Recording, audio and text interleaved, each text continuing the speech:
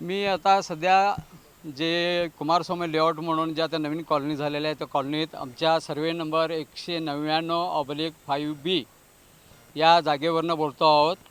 या ठिकाणी या बुडा कॉलनीची सुरुवात होण्याआधी म्हणजे 2006ला मला नोटिफिकेशन आलं आमच्या वडिलांच्या नावाने आणि मी 1990 साली मी इथं 700 झाडं नोंद केली। त्यापैकी 370 आणि किरकोळ असे जवळजवळ 380 झाडं मी उतार्यावरती पण नोंद केलेत।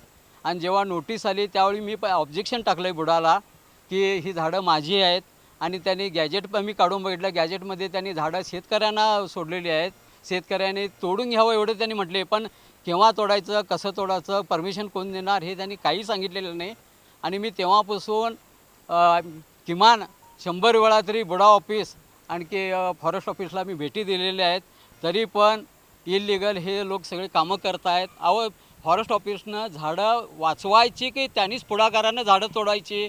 मागच्या वेळेला फॉरेस्टचे ACF असिस्टंट कन्झर्वेटिव्ह फॉरेस्ट यांनीच ऑर्डर दिले होते झाडं कट करायचं आणि मी माझ्यासमोर मी तिथे त्यांना स्टॉप करायला सांगितले, मी तशी तक्रार दिले।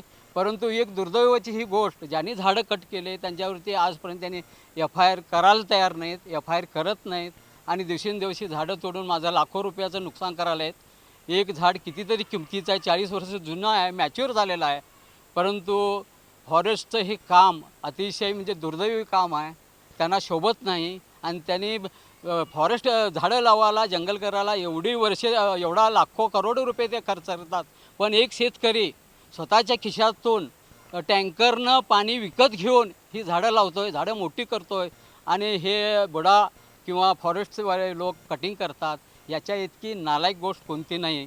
तर अशा दुर्दैवी गोष्टीचा मी तीव्र शब्दात निषेध करतो आणि ज्यांनी बुडाने ज्यांना कोणाला हे प्लॉट विकले असतील ती त्यांची जबाबदारी आहे, कारण त्यांच्याशिवाय ती झाडं कोणी त्या प्लॉट मालकाशिवाय आता ज्यांनी कोण घेतले असतील त्यांच्याशिवाय ते कोणी कट करू शकतच नाहीत, दुसरा कोणी येऊ शकत नाही।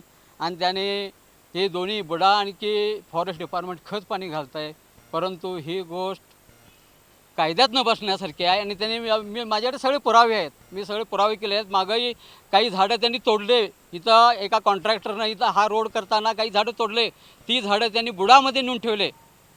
काही झाडं नंतर मी कंप्लेंट केल्यानंतर फॉरेस्टनं मच्छ्याच्या डेपोमध्ये ठेवले, पण आम्हा शेतकऱ्यांना एक पैसाही त्यांनी दिलेला नाही।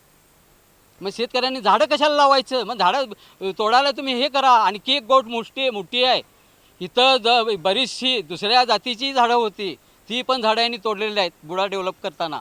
सिसमची झाडं काही होती, सिसमची झाडं त्यांनी परमिशन नॉन अवेलेबल आहे तरी पण त्यांनी इथली झाडं काढून नेले डेव्हलप करताना, याचाही त्यांनी विचार करावा। आणि मला एक पैसा देत नाहीत। आजपर्यंत जवळजवळ 5-6 बुडा कमिशनर मला बोलवले, मी गेलो, परंतु त्यांनी एक पैसाही त्यांनी आम्हाला दिलेला नाही। ते आणि परत आमचं नुकसान करतात, रातोरात ही झाडं चोरून घेऊन जातात। आणि फॉरेस्ट खातं काय झोपलं आहे काय मला सांगा, एक गरिबाने एक झाड चोडलं तर त्याला नेऊन अटक करून जेलला पाठवतात आणि माझी 100वरती झाडं यांनी बिंदास तोडतात।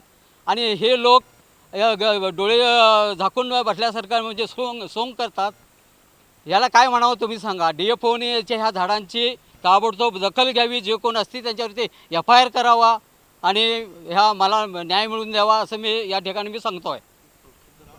मी मधू पाटील, या जागेचं मालक।